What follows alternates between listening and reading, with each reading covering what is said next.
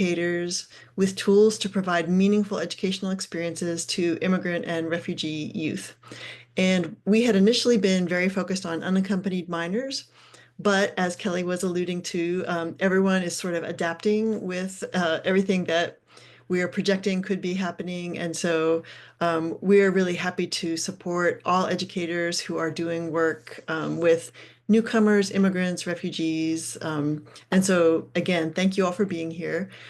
I really also want to thank and appreciate Kelly for hosting and for all of the great work that English Learner Portal is doing. It's really a pleasure to be associated with them.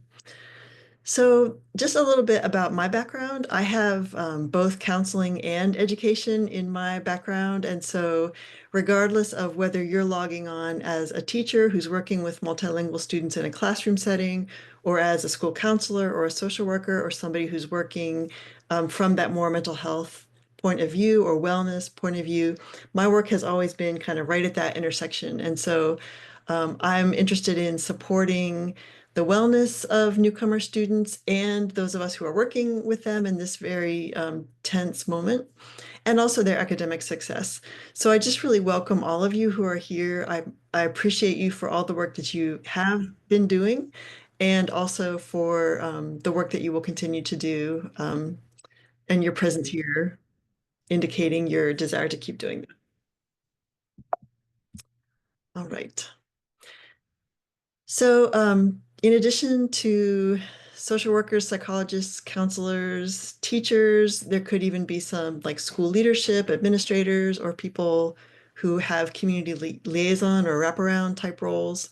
But I just want to welcome everyone who is serving newcomers, whether in schools or even outside of schools. I think I saw some people who are doing kind of community-based resettlement work too.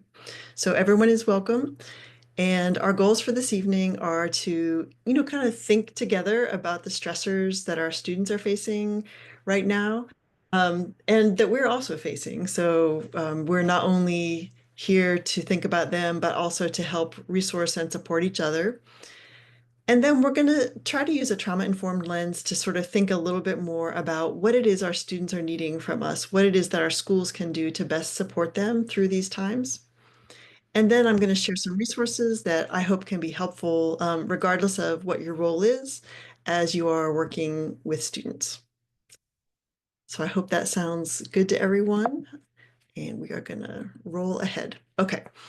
So immigrant and refugee newcomers in schools.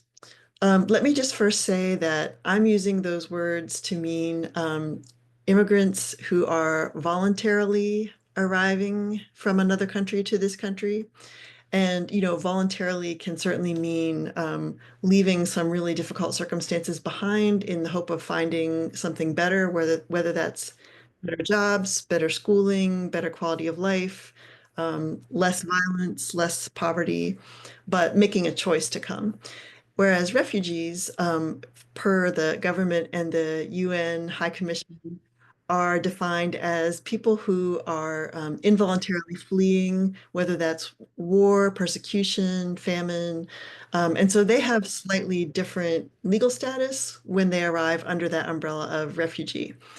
But of course, for all of you who work in the field, you know that for both groups, there is a lot of adjustment. There's a lot of just trying to get their feet under them again.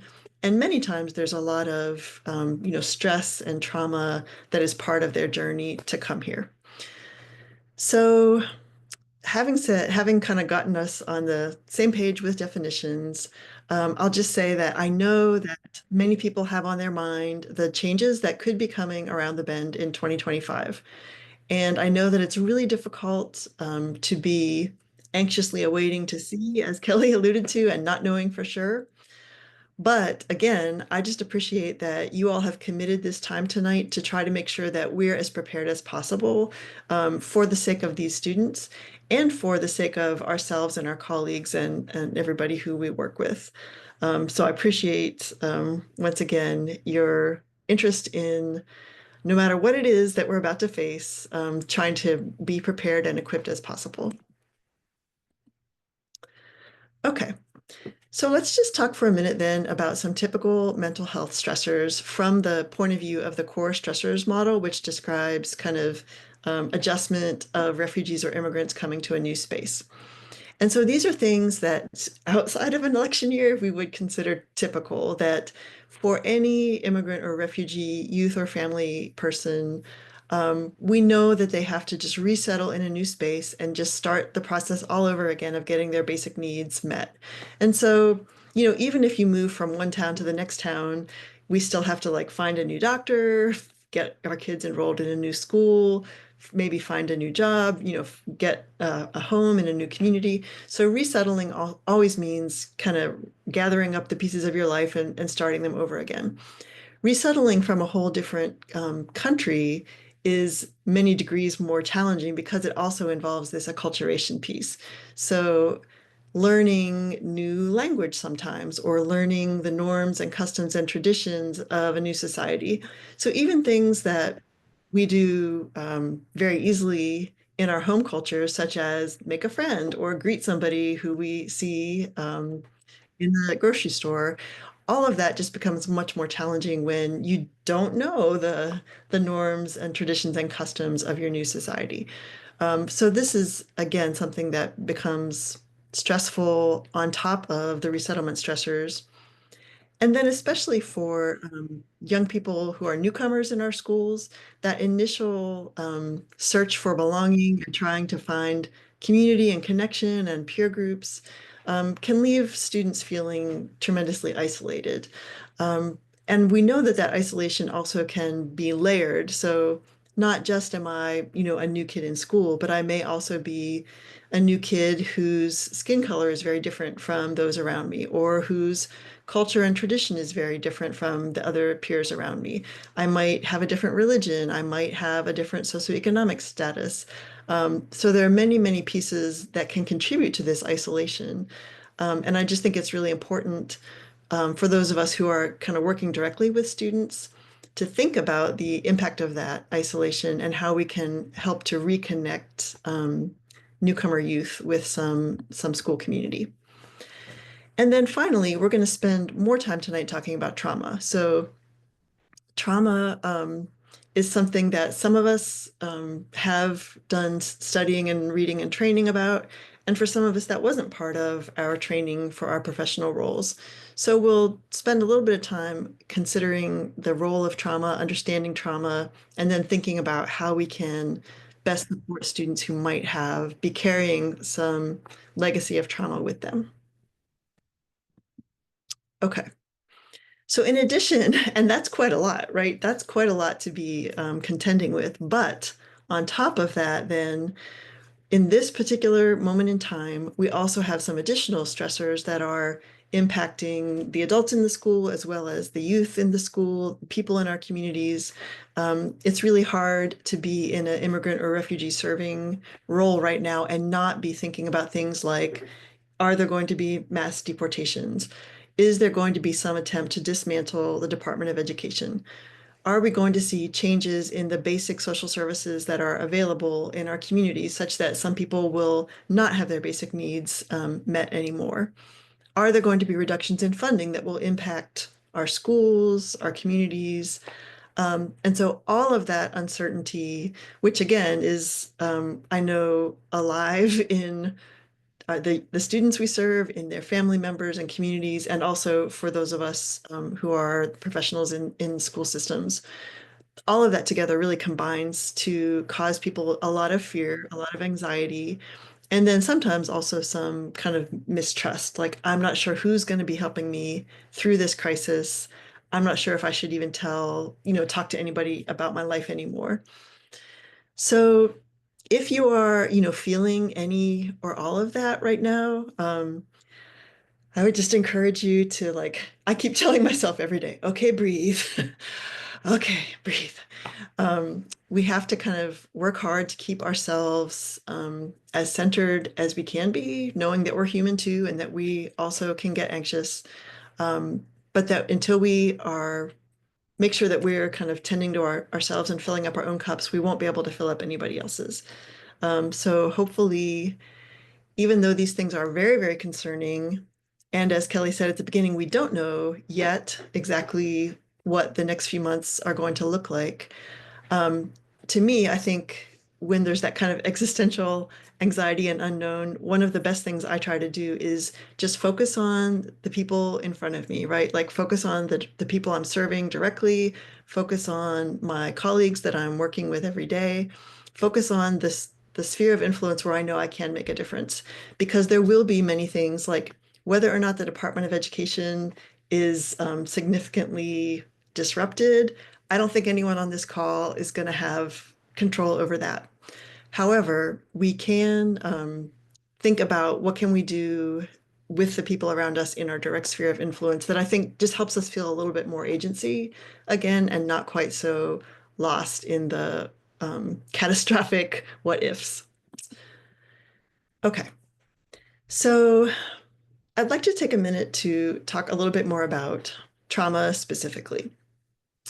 Um, and so, if you are willing, and you certainly don't have to, but if you're willing, I'd like to invite you just to take a minute to think back to a moment where you may have felt unsafe. And so that could have been because of like one traumatic incident that happened. It could have been because of a low level chronic condition that made you feel unsafe. But as much as you're willing to, just kind of think back to what was that like to not feel that your safety was secure and to feel like things around you were kind of unstable and perhaps dangerous. And so if you remember what that's like, then I think it's easier to empathize with students, for example, and know that all of the systems from their heads down to their toes are affected by the kind of ripple effects of that trauma. So if you think about a time, for example, that you felt unsafe, then think about how your brain functioned in that moment. Like your brain was probably focused with all of its energy on like, how do I stay safe? How do I stay safe? How can I manage this situation? And so in that moment, it would be impossible to try to recall like a textbook you had read 2 days ago. It would be equally difficult to try to listen to somebody speaking like I'm speaking to you now. All of the ways that our brain function with memory, with attention, with hearing, listening, learning, all of those things are disrupted when our brain is just overwhelmed with this idea of, is it going to be okay? Am I safe? Similarly, our behavior can get disrupted. So when we think about like the fight, flight, or freeze responses when we feel unsafe, that can lead some students, for example, in the fight response to like acting in an aggressive way. And sometimes we can't even see what prompted it, but sometimes it is that residual trauma that is just causing them to feel so unsafe that they are just aggressively trying to keep threats away. For other students, that's going to look like the freeze, where they just kind of look like they want to disappear and are, not able to respond to anything. For other students, it's kind of the flight, the anxiety, the I just wish I was out of here behavior. Um, so again, all of that makes the kinds of behaviors that we hope students can enact in a class every day really challenging. We also know that trauma can create some bodily symptoms like stomach aches or not sleeping well or headaches. It can cause us to have emotional disturbance, so like feeling down and depressed and just can't find the hope, or feeling really anxious and nervous. And it also affects the way we can socialize or interact with anybody around us. So our ability to cooperate with peers in a classroom or our ability to make new friends or even accept support from people, all of that can be disrupted from trauma. And so that's why, to me, this is one of the most kind of pervasive concerns that we really have to focus on when we're thinking about working with immigrant, refugee, or really, there are lots of students, not just immigrant and refugee students, that have experienced trauma or are wrestling with the after effects of trauma. And as I said, some of our training programs, maybe those of you who are a little bit younger than I am, for example, maybe your training programs did teach you about trauma and help you think about working with trauma impacted populations. I got my degrees a couple decades ago, and we didn't talk about trauma then. And in different disciplines, I know there's more or less emphasis on that idea. But I think it's really, regardless of whether you had formal training or not, I think just including this lens of when I look out at my students, I have to assume some of them may have gone through something traumatic, whether it was recently or in the past, and just approach my work with them from that standpoint that I'm going to do everything I can to help them feel safe.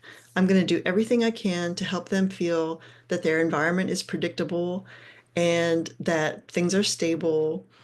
And so working in that way not only benefits certain individual student groups, but can benefit every student. Like every student responds, well, most every student that I've ever seen responds well to an atmosphere that helps to encourage them to feel calm, to feel safe, to feel stable, to feel supported.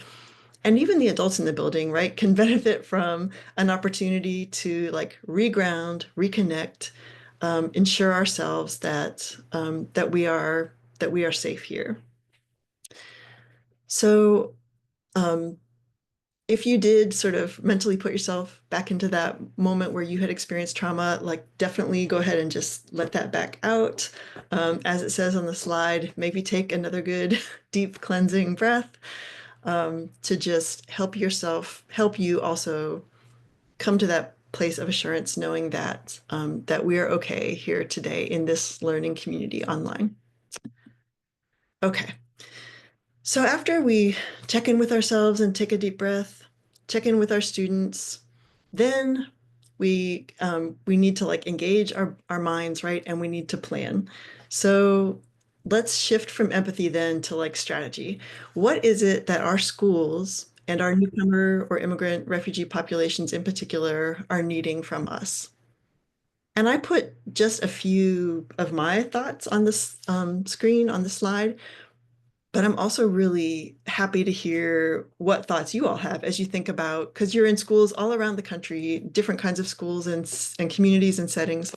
Um, so some of the things that come to mind for me are maybe our schools, maybe there are people that need more professional development to help them, for example, learn a little bit more about trauma-informed practices, or learn a little bit more about a particular newcomer population that's arriving in your community. So maybe there's like a small core of people at your school that do have some of that background, but you can identify some other people in your school that you think, it would be really helpful to have like someone in the front office who's the first, the first welcoming face that anybody sees when they come in. Maybe it helps if they also have some of this knowledge. Or maybe people who are in the like teaching in the younger grades at my school do have this information, but there's nobody in the later grades who has this information. So kind of think about trying to form a web or a network of people who have some information about immigrant or refugee populations and or this kind of trauma-informed perspective. It's also possible that what we need are new policies. So if you are a leader of any group at your school, maybe there are ways that we can create new policies that will help to bring that sense of safety across all spaces in the building, or really be sure that we're preventing harm or bias or discrimination from happening in learning spaces. So thinking about policies and practices and maybe ways that we can sort of embed those in our daily practice at schools. Thinking from the perspective of counseling, school counseling, we often talk about both direct and indirect services. So for example, direct services being something that I can do directly with a student to help, for example, promote their belonging or support them or provide some direct connection between their families or communities and the school. So it could be that your school might think about some direct services that might, again, help to promote safety, make sure that when people come into the building, they feel they've entered a stable place, a place where people are looking out for them and care about them and notice them. Um, or it could be that indirect services are the thing that your school might benefit from. So indirect services being who could we consult with or collaborate with, or who is a good referral source, either, that we can refer students out or they can refer in. So are there newcomer, immigrant, refugee serving resources in your community that you could establish better ties with that then could be part of this indirect services web.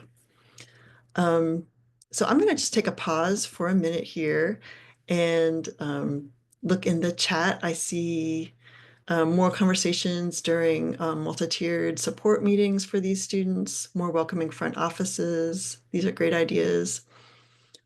Access to basic needs. Yep, absolutely.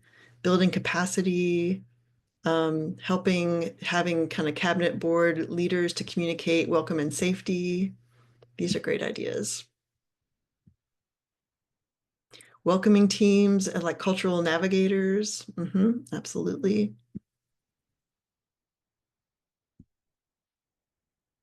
Student support groups. Yeah. Family liaisons. These are great ideas. Yes.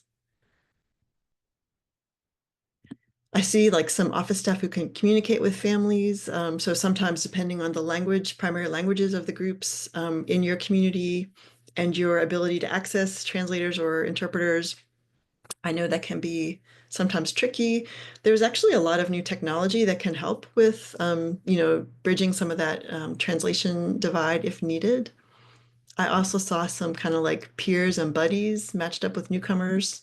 Yes, these are all great ideas. So again, depending on what your role is at your school, some of this might be something that you could go ahead and implement. Some of it might be something that you could suggest to others, kind of route up the chain and see if anybody else might have an opportunity to put some of that in place. Okay. I'm also just going to briefly suggest, you may be aware of some of these already, but here are some other resources that I've found helpful for trauma-informed work with newcomers. So the U.S. Department of Education, which is still standing, has created this newcomer toolkit, which has been a great resource. So it has multiple different chapters that kind of address different parts of, adjustment and resettlement and ways that schools can really be involved in supporting that. I also wanted to highlight the NCTSN, which is the National Child Traumatic Stress Network. So if you sign up for their kind of like weekly e-newsletters, you can get some like things to read or just like some quick suggestions of ways to really respond to students who have had traumatic stress. The Migration Policy Institute is another great place if you just want a place to research more about the communities that are the populations that are present in your community. But I'm going to focus most on this UNICEF one. So UNICEF has a guide called Best Practices for Working with Unaccompanied Migrant Children in Humanitarian Contexts. And we're not going to focus on unaccompanied so much right now, but just focusing on migrant children. And so UNICEF certainly works all around the globe and sometimes in some really challenging situations where like they don't have a lot of resources, they don't even have, like buildings. Sometimes they're in, refugee camps or spaces where they really just have to improvise. So they've done a great job of pulling together resources that anyone can utilize anywhere, whether that's in a school, in a community, in a resettlement setting. And it doesn't require a lot of resources or materials, but does definitely respond to some of the needs of migrant children. So we're going to just spend a few minutes kind of thinking together about that. I'll just say quickly that those of you who do have social work or psychology or counseling backgrounds, do no harm is kind of one of those core ethical foundations that we adhere to. And I know that everyone logged on here, is here because you want to assist students. But I think it's helpful for us just to think about the ways that even when we have good intentions, we or other people at our schools might sometimes inadvertently cause harm. So for example, asking intrusive questions about people's migratory experiences, especially if you yourself are not in a mental health role, or if you're like in a space like a classroom that's not confidential or private. When you kind of ask someone to relive some of their most difficult moments of their life, they may not have the internal resources to respond, and that might be damaging. So even though I know we can be curious. We have to like put our curiosity on the side burner and just know that we need to follow the lead of the children in that case. Similarly, especially for kids who are brand new in our schools, that we want to invite and encourage them to participate, but to not be not to really push them into something that they may not be ready for or that might be upsetting to them. Um, and then I'm gonna go on to the next slide just out of the interest of time. I also just really want to emphasize taking good care of ourselves. And so, you know, you may have experienced some fatigue or some kind of secondary traumatic stress as you've been working with a population that is also going through hard times. So just encouragement to pay attention to your own fatigue. Don't try to just like push through till you're at the point of absolute exhaustion. Make sure that you kind of are aware of the warning signs for yourself and when you need to maybe just step back and give yourself a little buffer. Um, good rest as much as possible, rest, recovery, and food. Trying some like meditation or calming, even if it's just like to take a little walk or listen to some music. But the thing I want to emphasize the most is to understand that you are not the only one. So I think it can be hard sometimes not to just like take everything onto our own shoulders because we want so much to be useful to these children. But please always remember that you're part of a team. And so it is perfectly okay to ask for help when you need to. It is perfectly okay to like refer and let other people also support. It's really not possible for one person by themselves to meet the tremendous amount of need that is present in these populations. Um, if you yourself have a refugee immigrant background or have experienced trauma in your background, sometimes then your buttons can get pushed even more easily too, that you can kind of over-identify with what you think the students are going through. And so I think protecting and taking good care of yourself is important in that situation as well. Okay, so I'm going to tell you a little bit more about this one particular tool that UNICEF created that is the Adolescent Kit for Expression and Innovation. So you can kind of see on the side here that this package of tools, activities, and supplies was meant to support adolescents in the 10 to 18-ish range. But certainly if you have younger students you're working with, I think there are some activities that you could adapt.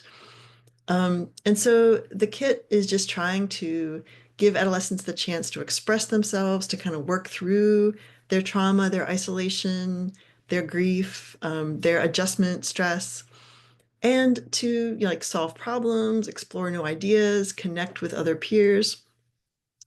And so even though it sounds like maybe a little basic, I think having something in your back pocket that, if students are just like if there's rumors about a potential deportation, for example, and students are just like anxious beyond belief and cannot focus, it might be helpful just to have some resources and activities like this that you can have at your disposal, whether you're a teacher, whether you're doing like classroom guidance or one-on-one like sort of counseling interventions, whether you are a social worker working with the whole family or community members.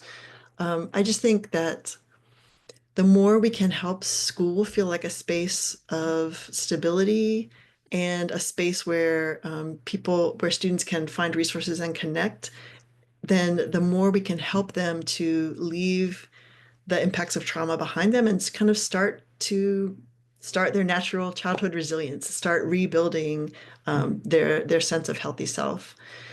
And so I am going to pop out of the PowerPoint so that I can just show you this page and show you a little bit about how this works.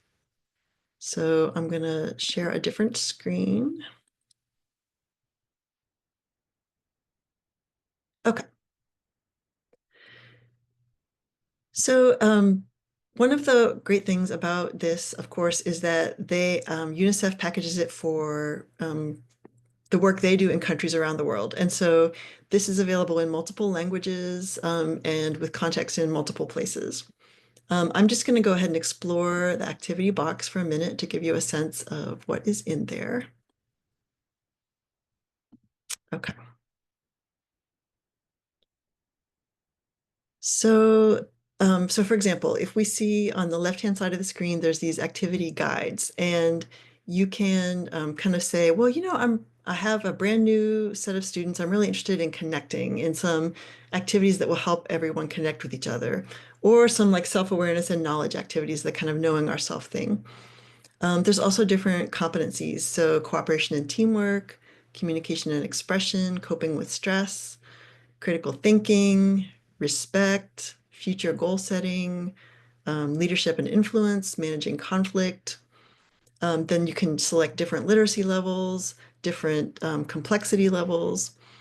Um, and then you'll just see here some of the some of the types of guides.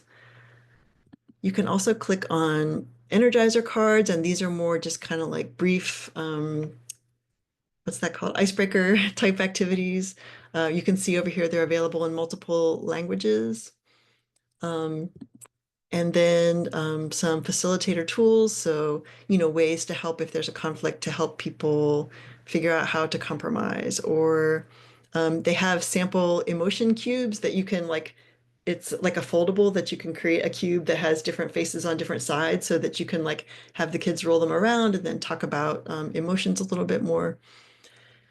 So overall, just I think another resource to have that's multilingually appropriate, takes kind of socio-emotional and wellness into account, as well as learning in a peer group that has had potential stress or difficulty.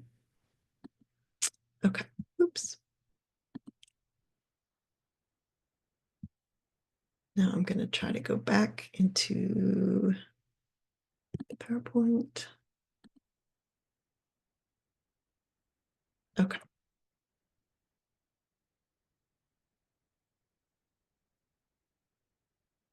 okay. So I also, for those of you who are logged in here live, there's a handout that Kelly will be sharing out with you, that also lists a bunch of great community organizations that can provide resources. And so some of those, I know we have some people logged on who work in refugee resettlement areas. And so some of those are the kinds of national organizations that assist with refugee resettlement. So like Church World Service, or it used to be Lutheran, and now they're Global Refuge. I think they changed their name. Um, Bethany Christian Services. So USCRI, which is U.S. Committee on Refugees and Immigrants. And so you'll see the links to all of these when that handout is available. But again, just to remind yourself that, in the school you have experts in educating, experts in like counseling, social work. Everybody has their role and the thing that they're doing. But these community organizations have expertise in refugee resettlement, in immigrant services, in, for example, like legal status and people's civil rights, depending on their immigration status. And so if you ever have like a child or a family member that has really tricky questions about, what would I do if dot dot dot, all of the things that we're worrying could happen in 2025. Um, you can look to these community organizations that are, this is what they do full time, this is their expertise, and you can feel comfortable that you are providing a solid, respected, reputable resource. Um, Another resource is through English Learner Portal, I have created a 15-hour self-paced professional development course on this topic. And so in that course, we kind of spend a lot more time thinking about the best trauma-informed practices for school counselors, social workers, psychologists, family liaisons, kind of the whole student support services suite.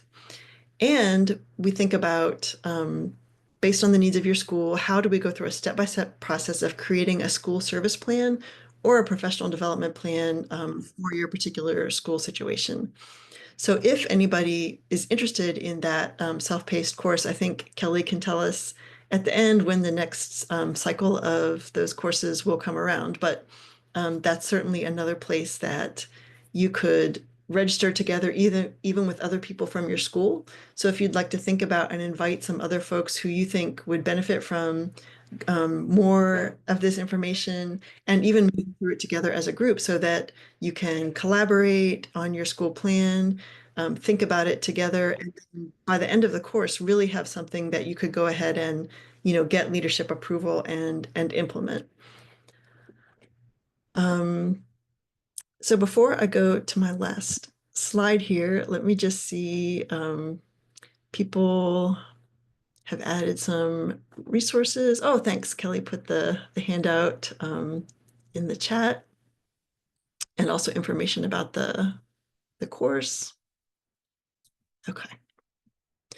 So let me just see if you all have any kind of thoughts or questions right now as you think about what we might be facing and or what your school can do to be ready and to really the best we can to provide safety and support for students and for each other. So that's why I wanted to end with this reminder of community that I've appreciated this chance to be in community with you all tonight.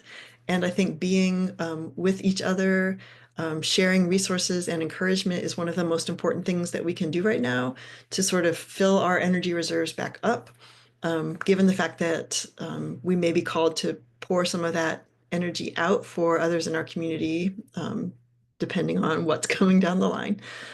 Um, and I also just again want to really appreciate and thank Kelly for hosting this time. But let me see if there are any questions that you all have for us for the good of the group.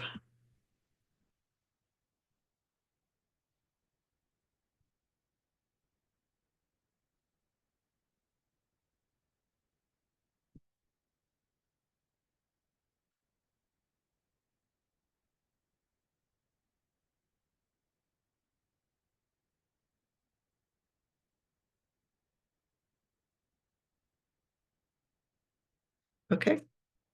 Yeah, absolutely. I'm so glad if the resources are helpful to you. I'm really glad. Share them with your colleagues. Heather, we're happy to wait for your question. No worries if it takes a minute. Sending strength out to Wyoming.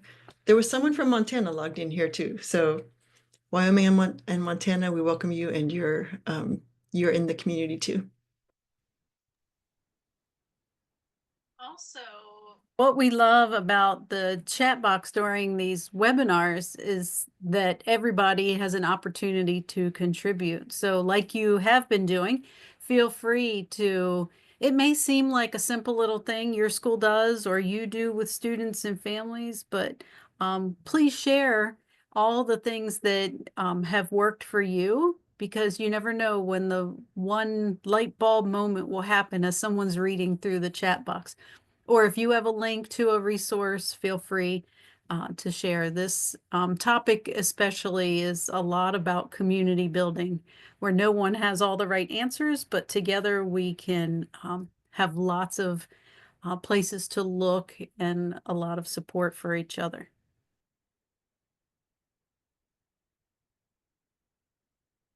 I wanted to also give a special shout out to the people who are here from North Carolina. That's where I'm sitting right now. I'm here in Greensboro, so it's nice to see folks from North Carolina.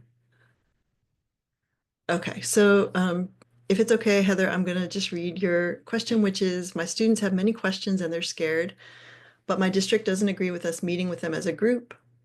Um, what do you suggest as best practices to ease their mind? So we definitely all, live within the different politics of our school systems, and we have to kind of like be able to be responsive to our leadership and what they're telling us to do. I think that having some of those community references in our back pockets allows us to provide a resource. And especially if you've had a chance to go there and meet somebody and have a name, and can, say to your students or to their family members, I know this is a really worrying time.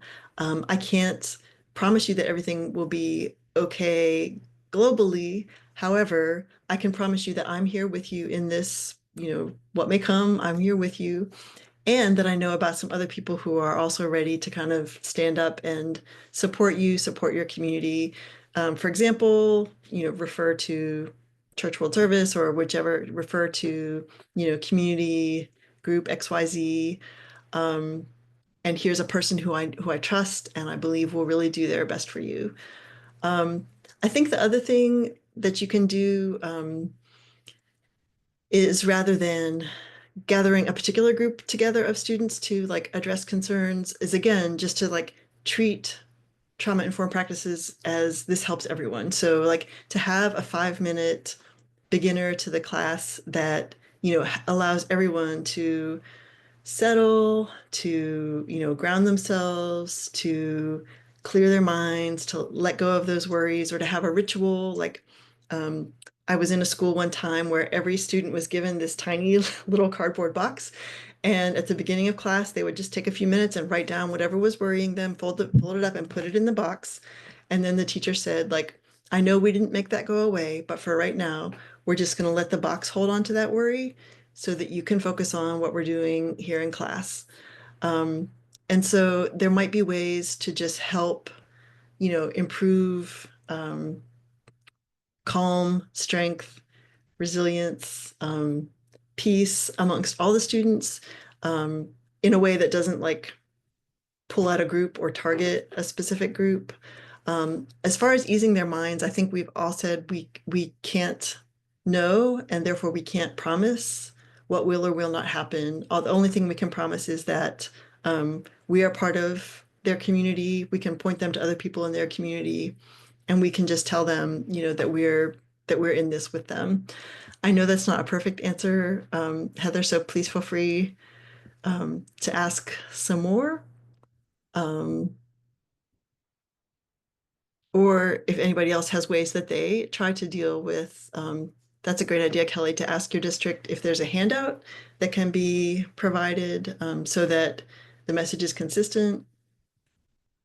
Migrant education program is something that I know we have it in North Carolina. I think not all states have that. It is a federal program, and so we have to hope that it will continue.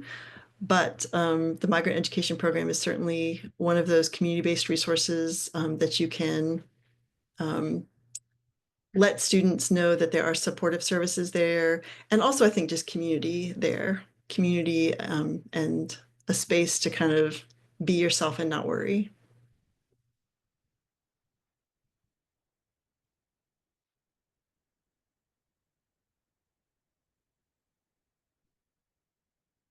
Oh, I hope your work with MEP will continue, Amanda.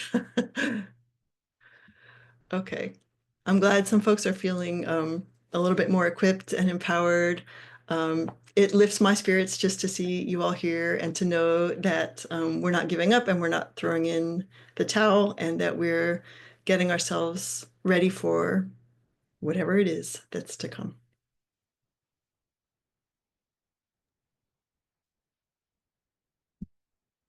I want to thank everybody again. Also, we know that especially the week before a holiday and with everything going on right now, that we greatly appreciate you taking the time to join us and brainstorm with us. Again, for those who joined after the start, we are recording. And so that recording will be posted and you'll get an email to let you know, hopefully by noon tomorrow. Sometimes our emails get caught up in spam filters. So double check if you don't see anything by noon. Feel free to send me an email if you're waiting into the afternoon and you don't see anything yet. It might not have made it through. Let me put my email here. You should have my email because I sent you a bunch of emails, but info@englishlearnerportal.com. Just reach out if you don't see that link and the spam got a hold of it. We hope you'll check out Laura's program that goes into more depth and helps you really think through a plan for your school. Especially now, it's a little hard to plan because we don't know exactly what's going to happen, but at least start thinking through what we need to think through. Right, phase one. All right. If you're still typing a question or have a question, we'll stay on for a couple minutes, but I want to thank everybody for being here and for participating. And I will gather the different links and resources together to include in that email. And thank you again for all of you who showed up live tonight and put in your time. And feel free to share the recording with anyone you think can relate to the content as well once you receive it.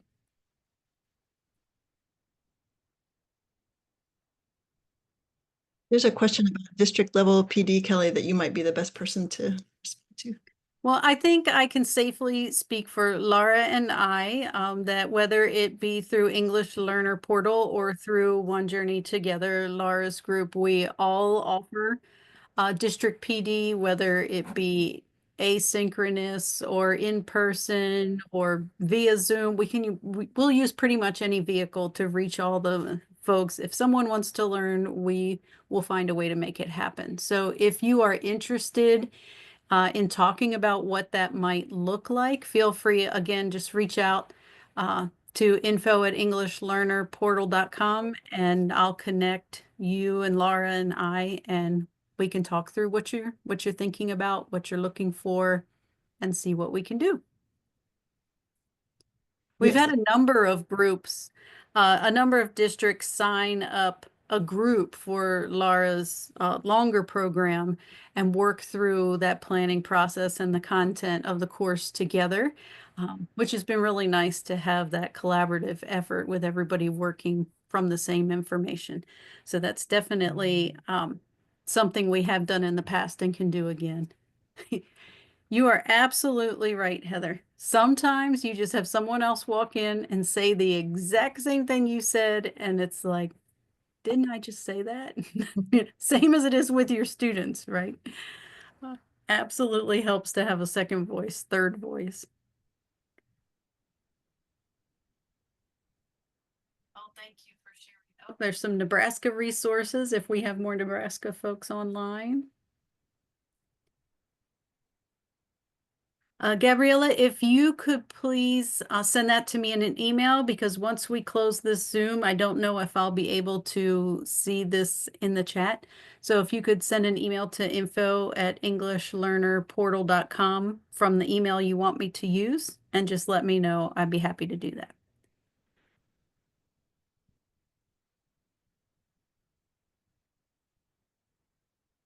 Maria, it really depends on what it is you're looking for. If you're talking about Laura's program, her 15-hour course program that she mentioned here, that I put a link in, that program is $275 per person, and you can begin at any time.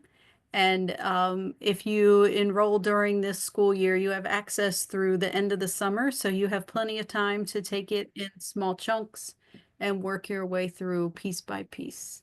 If you have a group, just send me an email. We can talk about the potential for group discounts, purchase orders, things like that. You also have the option, if it benefits you, all of our courses like this are programs that are 15 hours or more have graduate credit tied to UMass Global.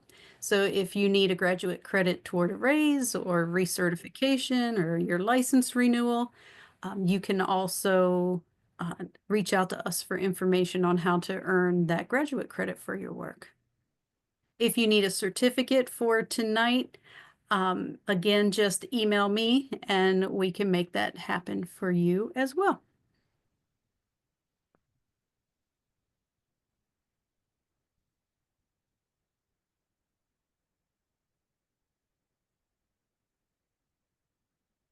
Absolutely, Maria. The more we have those cross-department conversations, right, it involves a lot of players, and if we get everybody communicating around similar resources, then definitely will be helpful to have a consistent message. Just feel free to reach out after. or if you have other colleagues in other offices that you want to include in the conversation, yeah, we can definitely do that as well.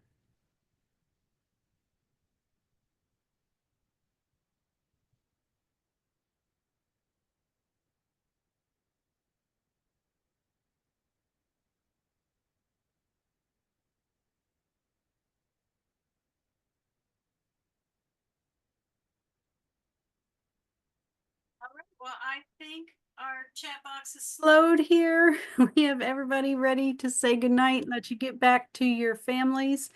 Um, again, feel free to share the information that was shared tonight when you get the email. And I want to thank Laura and the folks from One Journey Together for continuing to stay up to date and on top of the newest resources and continuing to make that searching for links a lot easier and putting them in one place for us. So thank you very much, Laura. Do you want to say a final goodbye? Yeah, my best wishes go with each and every one of you. I thank you for being part of this community, and take good care of yourselves as we take good care of our students and our communities. All right. Thank you, everyone. Have a great night. Bye bye.